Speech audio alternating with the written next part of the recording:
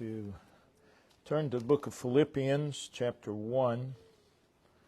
Philippians, chapter 1, we'll read verse 27.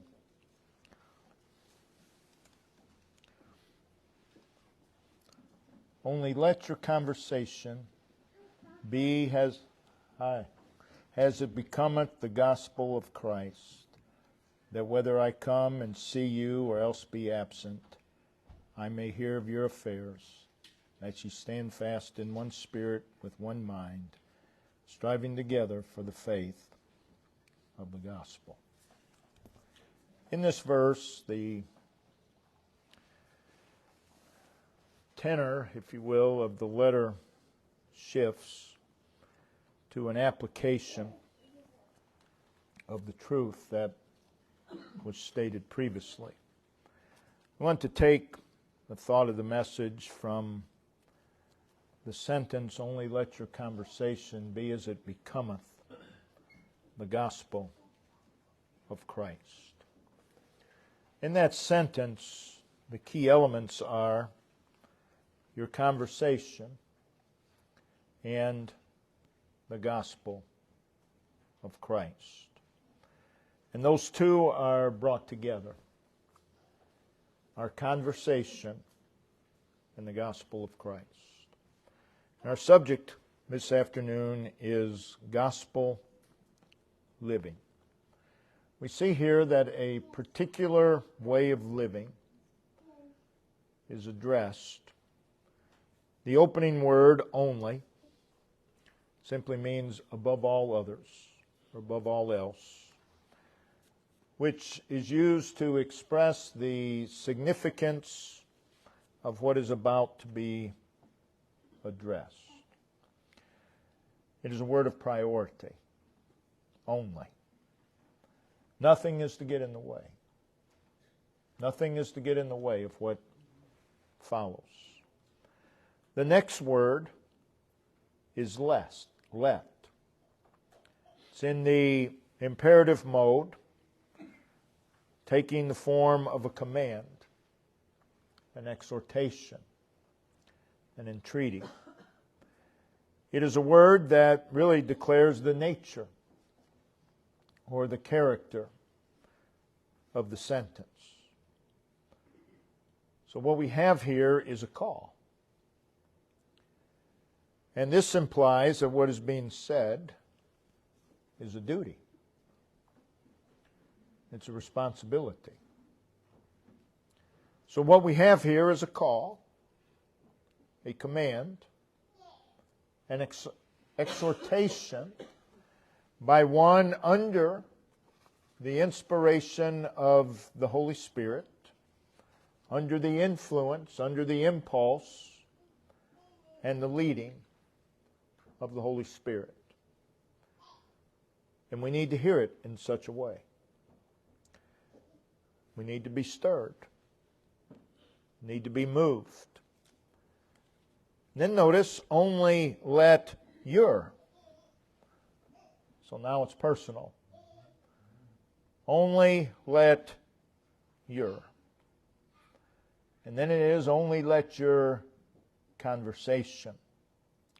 Today, of course, the word conversation is applied almost exclusively to talking, to oral discourse. But the Old English word, conversation, means walk and not talk. And oh, that God's people would have more walk and less talk. It refers to our conduct in general. It would include our manner of speaking, but it's certainly not limited to that. That's only a small part. So the word conversation has reference to our daily walk, our daily conduct. It's our life. It's how we live. So what we read here is inclusive of all our days, all our responsibilities, all of our opportunities, all of our thoughts, our emotions, our feelings, our decisions, all of our aims, all of our goals, all of our desires, and all of our pursuits and purposes and plans. It's inclusive of all those things. Life, of course, consists of different places, different conditions, different circumstances, and what is written here applies to all our life. Only let your conversation be. It's continual. It's ongoing. Only let your conversation be as, so a comparison, as it becometh, or as it is suitable to, befitting, in accord with, appropriate to the gospel of Christ. The good news concerning Christ relating to our salvation. So here's what he's saying. He is saying, let your living be, and this goes forth as a call, an exhortation. Let your living be appropriate to the gospel of Christ. Let your living reflect the gospel of Christ. Only let your conversation be as it becometh the gospel of Christ. So the elements of the gospel, which we've mentioned in the previous message, the elements of the gospel are to define who we are, and it is to define our life. So consider the gospel. The gospel, of course, is of divine origin. The source of a life that becometh the gospel of Christ is God. That's the source of this life that we're to live. It's not something we produce. The source is God. So it is a life not independent and apart from God. The gospel did not come from a human source. The life that we live is not to be of human origin. It is not the invention. The gospel is not the invention of man. It is not the idea of man. It is not the philosophy of man. And it is not the opinion of the religious world. And the life that we are to live goes counter to the ideas of man. Counter to the philosophies and the opinions of man and the religion world. The gospel is not dependent upon human reasoning. And we are not to live our lives based upon human reasoning. Well, it makes sense to me, so we'll do such and such. Well, it may make sense to a depraved mind. That doesn't make it right. So, the gospel is contrary to all of these things. The gospel is far above all of these things. Paul declared in Galatians 1 verse 11, but I certify, or I verify, and I confirm, you brethren, that the gospel which was preached of me is not after man. He says, I certify that it's not after man.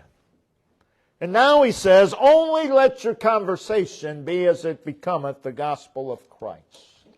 So we're seeing here a life that is not patterned after man. It's not patterned after man. Secondly, the gospel is very particular. The gospel is distinct. The gospel is precise. And the life that we are called to live is very particular. It is distinct and it is very precise. The gospel is not random. The gospel is not hodgepodge. And the life that we live is to become the gospel of Christ. The gospel is an affirmative statement concerning the Lord. An affirmative statement concerning the Lord. And that's what our life is to be. Our life is to be an affirmative statement concerning the Lord. The gospel is definite. The gospel is present. The gospel is continuous. The gospel is certain. The gospel is dependable. The gospel is reliable. It is suitable. And the life that becometh the gospel of Christ is all of those things. Thirdly, the gospel is a declaration or a presentation of God, of Christ.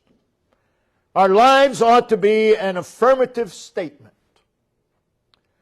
Our lives ought to be a proclamation. Our lives ought to be a presentation of God's love, God's grace, God's mercy, God's goodness, God's kindness. That's what the gospel is about.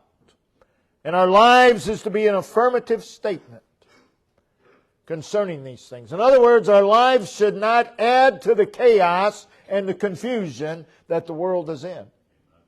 But our lives should state God's love, God's grace, God's mercy, God's goodness, God's kindness.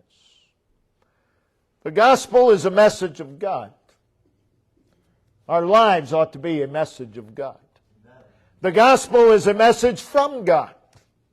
And such should be our lives. Fourthly, the gospel is about Christ. We saw that earlier, 1 Corinthians 15. The very first, when Paul sets out the elements of the gospel, the first thing he mentions is Christ. Christ died for our sins. And then you have the pronouns which follow. But the gospel is all about Christ. And the very first element is Christ. That's what our lives are to be. The word Christianity, as we've said many times, is a word that's thrown around very loosely. And it's become to mean absolutely nothing as far as the world is concerned. Christianity is following Christ. You can be saved and not be a Christian, a follower of Christ. In fact, if you viewed the lives of most who profess salvation, you would see most of their life could not honestly be said to be Christian, a follower of Christ. But our life is to be marked by Christ. It is not a life lived apart from Christ. The life we're called to live is all about Jesus Christ. He is the focal point of the gospel. Christ. You can't preach the gospel without preaching Christ. You can't remove Christ from the gospel, because when you do, it's no longer the gospel. So our life, the focal point, is Christ. It is Christ that defines the gospel. And the life we are called to live is Christ. It is Christ that ought to define our lives. It is Christ that ought to define our motives. Why do you do that? Because Christ died for my sins. Because Christ was buried. Our motive should be Christ. It should define our reasoning. Why do you think like that? Christ ought to define our reasoning. Christ ought to define our viewpoint. A lot of God's people have viewpoints. I certainly wouldn't connect them with Christ. Christ is to define our viewpoints. So it is a life shaped by Christ. When we talk about a life that becometh the gospel of Christ, we're talking about a life that is shaped by Christ. It's not shaped by the world. It's not shaped by our opinions. It is shaped by Jesus Christ. It is a life that pursues Christ. Christ is the goal. Christ is the determination. Christ is the direction of that life. Christ is the motivation. He's the driving force. That's the life that Paul is speaking about here in Philippians 1. So what does the gospel call attention to? The gospel calls attention to Christ. And that's what our life is to be. Our life is to draw attention to Jesus Christ. That's what we ought to want our life to do, is to draw attention to Jesus Christ. It's not, look at me, look at me, look at me, look at what I have done. It is to be all about Christ. The gospel that becometh, or the life that becometh the gospel. The gospel is about what Christ has done. From 1 Corinthians 15, it is Christ died. It is Christ was buried. It is Christ rose. Sin is put away. Death is conquered. Heaven is opened. All because of what Christ has done. And our lives ought to declare what Christ has done. Ought to declare what Christ has done in our lives. There are people today who say they are saved. They may even be able to give a testimony of salvation and everything sounds good, but their entire life is lived apart from Christ. That's not the life that we're called to live. Becometh the gospel of Christ. That's a life of faith. That's a life of faith. It's a life of hope. It's a life of humility. Christ died for my sins. There's humility there. It's a life of love. Christ died for our sins. We ought to love Him. He was buried. He rose again. It's a life of gratitude. It's a life of gratitude. It's a life of joy. It's a life of praise. It's a life of desire and passion for the glory of God. It's a life of surrender. It's a life of service to God. We're told also that the gospel is the power of God unto salvation. Romans 1, verse 16. In other words, the gospel is what God uses to bring about the salvation of a soul. I don't believe anyone is saved apart from the gospel. And I believe any human on earth, even if they don't mean to, can declare the gospel. And God can use it and save souls. Even a false teacher, if he preaches enough, he will accidentally preach the gospel. And the Lord can use that to save a soul, because it's not the person. And we have individuals today, well, I don't believe anybody be saved unless it's a Sound Baptist preacher preaching the gospel. You're ignorant. It's not about who's preaching. It's about what is preached. The gospel. So it's the power of God unto salvation. It is the gospel, when God uses it, is person-changing. It is life-changing. It's a person-changing, life-changing event. The salvation of a soul. If one is saved, there had to be a time when they were saved. You just don't wake up saved. It's a definite experience. It has a lasting effect, an impact upon the heart. No one is saved bypassing the heart. No one is saved bypassing the mind. No one is saved bypassing the emotions. So it's not just some flash-in-the-pan experience. It's a miracle of God. And what does God use? The gospel. The power of God unto salvation. And the life that becometh the gospel of Christ is the salvation life. It is living salvation. It is living salvation. Notice in Colossians chapter 2, verses 6 and verse 7. As ye have therefore received Christ Jesus the Lord, so walk ye in Him. Rooted. Salvation is rooted to Christ. And it is a life rooted to Christ.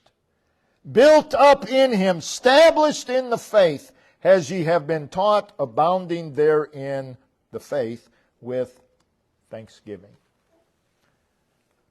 This is the gospel. It is a life attached to Christ. Christ is where we live, rooted, embedded, fixed, established in Him. It is a life connected to Christ. A life linked to Christ. It conveys the idea of being anchored to Christ, rooted, receiving nourishment from Christ. That is the life that becometh the gospel of Christ. The gospel is all about Christ. And that's what our life is to be. Again, He's to be the purpose of it. Well, I live for my children. I live for my grandchildren. Well, you're living for the wrong reason. You ought to live for the Lord. That ought to be your purpose. So the individual that's living life for their children, what happens when their children are taken away? They have no purpose in life. Our purpose in life can never be taken away. It's there regardless of what happens. It is a life where Christ is the priority. He's the emphasis. The gospel includes many things, but Christ is the emphasis.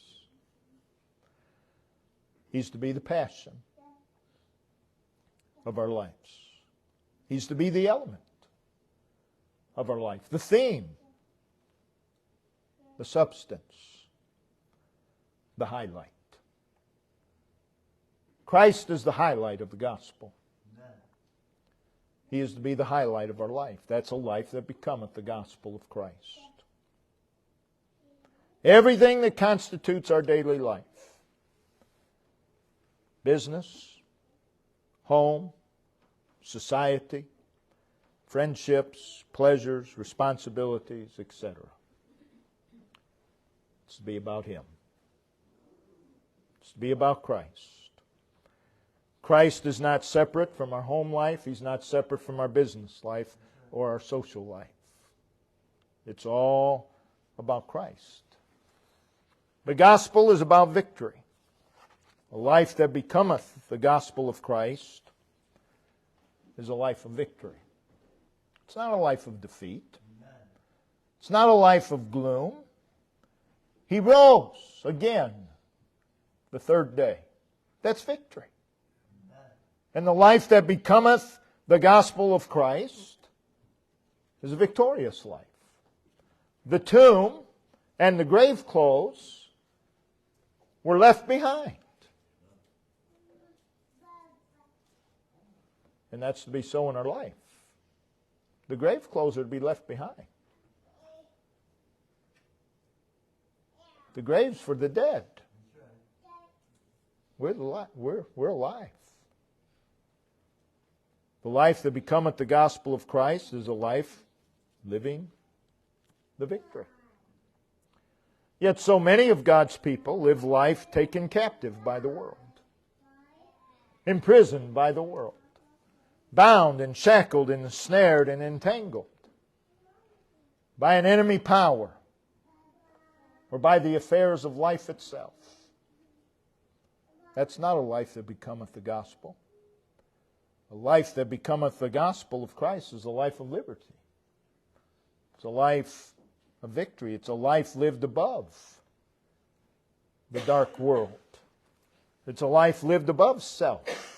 It's a life lived above pride. It's a life lived above worldliness. It's a life lived above our circumstances. It's a life lived above religion. It's a life lived above jealousy and anger and malice and bitterness. It's a life lived above unforgiveness.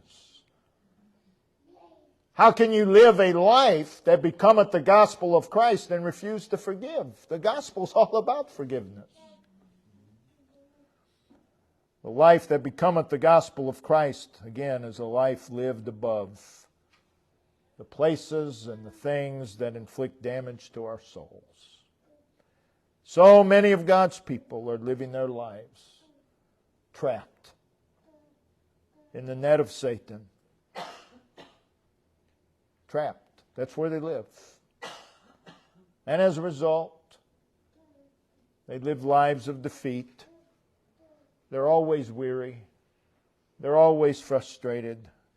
They're always discouraged. They're confused about many things. They cannot pray. In fact, if you tell them, pray about it, or I'll pray about it, they'll get mad a lot of times. They cannot worship. They cannot praise. They cannot fellowship with God. They cannot serve God. They cannot see God. They cannot make spiritually right decisions because of the spiritual condition they are in. That's a far cry from living a life that becometh the gospel of Christ. They live life dragging a ball and chain around, living spiritually unfulfilling and empty lives. No lasting satisfaction. Oh, they'll have a high every now and then. It won't last long. They may have a spiritual high and they might make it a service 2 weeks in a row. But you won't see them for the next 8 or 9. Up and down, up and down. They have a spiritual problem. It's not a health problem. It's a spiritual problem. Always wandering in endless circles and doing the very thing that keeps them wandering in endless circles. Why did Israel wander in the wilderness for 40 years? Because they kept doing the things that caused them to wander. Same today with God's people. Far cry from a life that becometh the gospel of Christ. They live unsettled lives. Their lives are joyless. They're spiritually numb. They never get anything out of the message. They can't. They're spiritually numb. They're exasperated. Long way from a life that becometh the gospel of Christ. The gospel is the polar opposite of the world's ways. It does not align with the teachings of the world. Our lives ought not to align with the teachings of this world overall. The gospel does not align with the philosophies and the ideas of the world. And because the gospel stands in direct opposition to man's ways, it is ridiculed. It's thought to be foolish. It's hated. It's found to be offensive. I don't believe we ought to ever purposely offend anyone. But if we live a life that Christ has called us to live, that's going to offend some folks. Make no apology for that. It is a life, the life that becometh the gospel of Christ is a separated life. It is a life not confined or conformed to the world. And therefore it's thought to be utter foolishness. Utter foolishness. The world ought to look at us and think, they've lost their minds. It's a sad day when they look at us and say, oh, they're no different than we are. That's a sad, sad commentary. The life that becometh the gospel of Christ is not conformed to the thinking of the world. The ideas and the philosophies and the values, or the attitudes, or the ambitions and goals of the world. A life that becometh the gospel of Christ is not a life that is assimilated into the world system. A life that becometh the gospel of Christ is not fashioned. It's not molded. It's not governed by the system of the world. You don't have to try to be different. If you have to try to be different, it's because you're not different. You don't have to try to be different. You receive the gospel of Christ in salvation, you are different. And you just live that life, and you'll be different from all else. A life that becometh the gospel of Christ is not stamped with the world's stamp. It's different. The gospel message is for all times and places. And the life that becometh the gospel of Christ is a life for all places and times. Notice in our text, Philippians 1, Paul calls upon them to live a life that becometh the gospel of Christ. And then notice that whether I come and see you, and then notice the next two words, or else. Or else. So you have whether, you have or else, be absent. So we are to live life that becometh the gospel of Christ, whether or else. In other words, it doesn't matter what happens. You live a life that becometh the gospel of a Christ. Then notice, whether I come and see you or else be absent, I may hear of your affairs or events. No matter what the weather, no matter what the else, and no matter what the affairs or events, we are to live a life that becometh the gospel of Christ. In other words, the happenings of life do not dictate our life. The life that Paul is encouraging and exhorting them to live is also despite opposition. Verse 28. And in nothing terrified by your adversaries. You just keep living the gospel. A life that becometh the gospel of Christ. Now the prerequisite for this life, of course, is salvation. There is no living this life without salvation. And there is no salvation without receiving the gospel of Christ. Notice 2 Corinthians chapter 4. This is something that happened in salvation. 2 Corinthians 4, verse 6. For God, who commanded the light to shine out of darkness, going back to creation, hath. Okay, so what we have here, for God hath.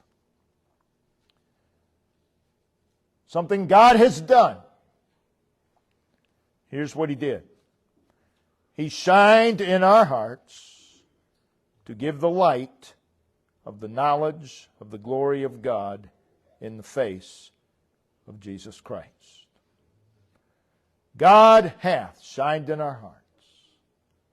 And He shined in our hearts the gospel, the good news, the declaration, the proclamation, the report of Jesus Christ saving sinners.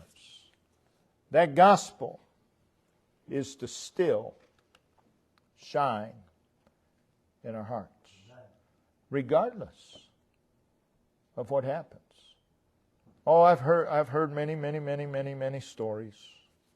Oh, I used to serve God, but then my wife left me, or my husband did this, or on and on it goes.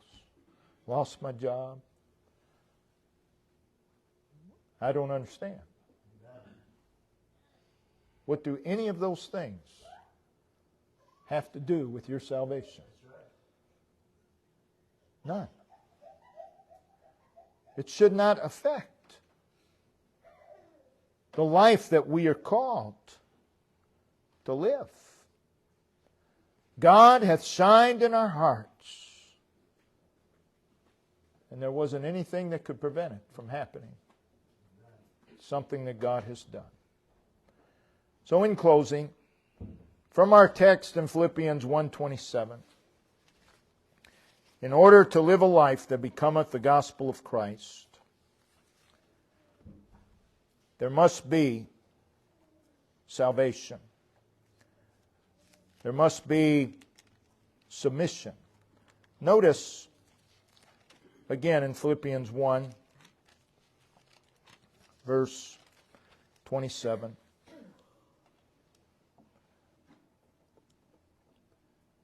We are to simply live the life that is in agreement and that declares the gospel of Christ. That requires that we be saved. It's required. So many times, and I do believe that we ought to teach children to behave, proper manners, respect, all of those things.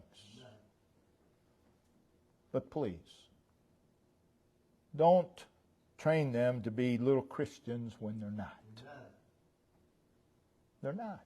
That doesn't mean you let them live like Satan. Salvation is a prerequisite. I'm afraid, I know it's true, that we have some in our churches that never were saved. They've been trained to act like saved people, but they haven't been saved. And you can be trained to act like a saved person, and guess what? You will die and go to hell.